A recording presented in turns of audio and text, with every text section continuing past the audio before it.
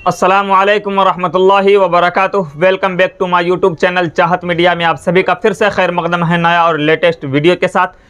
चलिए आज हम पढ़ते हैं इरफान सिद्दीकी के बारे में और इसका पूरा चैप्टर को हम क्लियर करेंगे और जानेंगे कब इनकी पैदाइश है, कहाँ इनकी पढ़ाई हुई, कब ये एमए किए, कहाँ से ये मैट्रिक पास किया और इनके वालिद कौन हैं, इनके दादा कौन हैं, इसी के बारे में आज हम जानते हैं। सबसे पहला आप देख रहे हैं कि ये चैप्टर नंबर 31 है और इसके मुसन्निफ़ हैं इरफान सिद्दीकी। इरफान सिद्दीकी का जो है असल नाम अहमद सिद्दीकी था।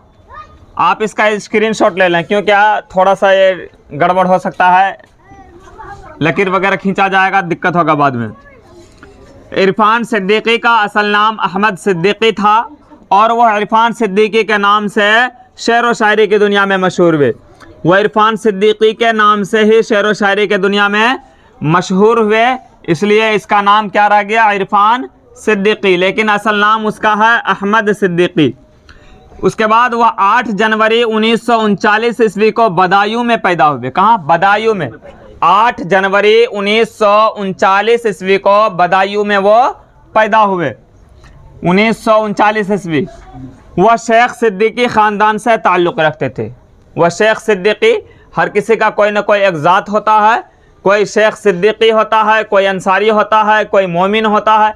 इसी तरह से इनका जो ख़ानदान था, इनका जो रिश्ता था वो था किससे? शेख सिद्दीकी से। शेख कई कैटेगरी के आता है, कई शेखरा भी आता है, कई जनरल शेख भी आता है और कई सिद्दीकी शेख भी आता है। तो वो सिद्दीकी शेख से ताल्लुक़ रखते थे। उनके वालिद मौलवी सलमान अहमद सिद्दीकी हिलाली बदायूनी थे और उर्दू के अदीब शायर भी थे। उर्दू के अदीब शायर यानी बेहतर शायर थे।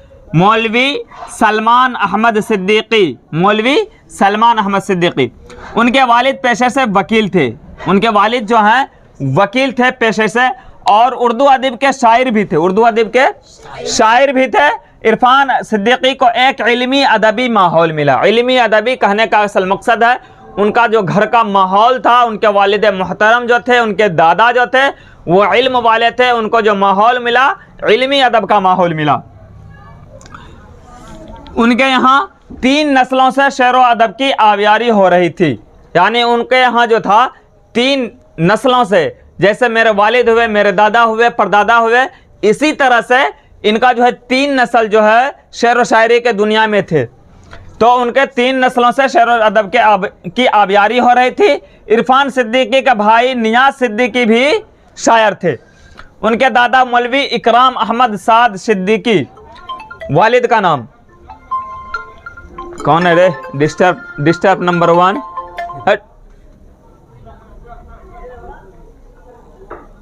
अब नहीं आएगा फोन।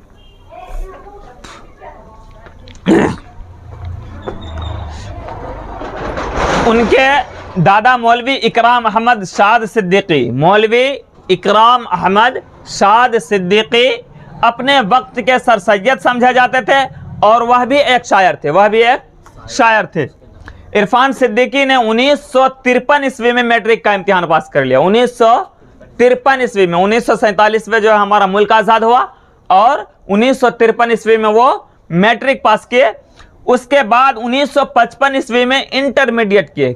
कितने में? 1955 ईस्वी में इंटरमीडिएट का इम्तिहान पास किया और 1957 ईस्वी में बीए किया। 1957 ईस्वी में, ध्यान से देखिएगा, 1955 में इंटर और 1957 में बीए और 1959 में एमए। 1959 में एमए, एकदम बिल्कुल सीरियल है। 1953 में मैट्रिक पास किए और 1955 में इंटर पास किए, 2 साल का गैप। फिर जो है 2 साल का गैप के बाद बीए पास किए, जस्ट फिर 2 साल गैप के बाद एमए पास किए। ध्यान रहे इस चीज का। 1953 से उठाइएगा और 1959 तक लेके चलना। 1953 में मैट्रिक, 1955 में क्या है जी, इंटरमीडिएट, और 1957 में बीए और 1959 में एमए पास किए। उन्होंने दिल्ली से मास कम्युनिकेशन में डिप्लोमा हासिल किया। कहां से? दिल्ली से मास कम्युनिकेशन डिप्लोमा हासिल किया और 1962 ईस्वी में हुकूमत हिंद की इत्तलाआती सर्विस से वाबस्ता हो गए। 1962 ईस्वी में वह नायब प्रिंसिपल के ओहदे पर फाइज भी हुए। नायब प्रिंसिपल को उन्हें नौकरी भी मिली। किसके? नायब प्रिंसिपल की ओहदे पर वो फाइज भी हुए और यहीं से सबकदोश भी हुए, यहीं से सबकदोश भी हो गए। और सबकदोशी के बाद लखनऊ में सुकूनत इख्तियार कर ली, सुकूनत इख्तियार कर ली सबकदोशी यानी रिटायर के बाद। रिटायर के बाद वो लखनऊ में रहना शुरू कर दिए। 16 मार्च 2004 ईस्वी को ब्रेन ट्यूमर के मर्ज की वजह से उनका इंतकाल हो गया। ब्रेन ट्यूमर एक बीमारी है, उसी की वजह से उनका इंतकाल हो गया। कब? 16 मार्च 2004 ईस्वी में। 2004 ईस्वी में ब्रेन ट्यूमर की मर्ज की वजह से उनकी मौत हो गई। उनके मजमुआ जो हमारे निसाब में शामिल है वो क्या है? दरिया। उनका जो मजमुआ एक किताब है वो कौन सा है? दरिया। याद रखिएगा, दरिया के नाम से शाये हो गया है। उन्होंने कालिदास के संस्कृत ड्रामा का तर्जमा भी किया है। कालिदास का संस्कृत के ड्रामा का वो तर्जमा भी किया है, जो कि मालो यका यज्ञनी एक ड्रामा था कालिदास का, मालो यका यज्ञनी, उसी का वो तर्जमा भी किए हैं। और भी ड्रामा है वगैरह वगैरह आ गया है। उसी तरह और है कि राबता आमा के मौजू पर भी उन्होंने एक किताब लिखी है। इरफान सिद्दीकी बुनियादी तौर पर गज़ल के शायर हैं। इरफान सिद्दीकी बुनियादी तौर पर वो गज़ल के शायर हैं और शायरी का जो है एक टुकड़ा है गज़ल, मसनवी, उसी तरह से कई सारे अशार हैं, वो सारा जो है शायरी का टुकड़ा है। और गज़ल किसके लिए पढ़ी जाती है इससे पहले हम बता चुके हैं आपको वीडियो में। अगर नहीं मालूम है तो आप वीडियो को देख लीजिएगा। मैं फौरी तौर पे बता दूं कि गज़ल जो है, गज़ल के अंदर या तो आप औरत से बात करें या औरत के बारे में बात करें या कोई औरत बात करें, उसको गज़ल कहते हैं। ठीक है, तो यह आज का छोटा सा चैप्टर है। उम्मीद है कि आपको अच्छा लगा होगा ये वीडियो। अगर आपको अच्छा लगा है तो वीडियो को लाइक करें, चैनल को सब्सक्राइब करें और बेल आइकन की घंटी को दबाना ना भूलें। अगर आप फेसबुक पेज पे देख रहे हैं तो फेसबुक पेज को फॉलो करें। बस आज के लिए इतना ही। Thank you. जय हिंद।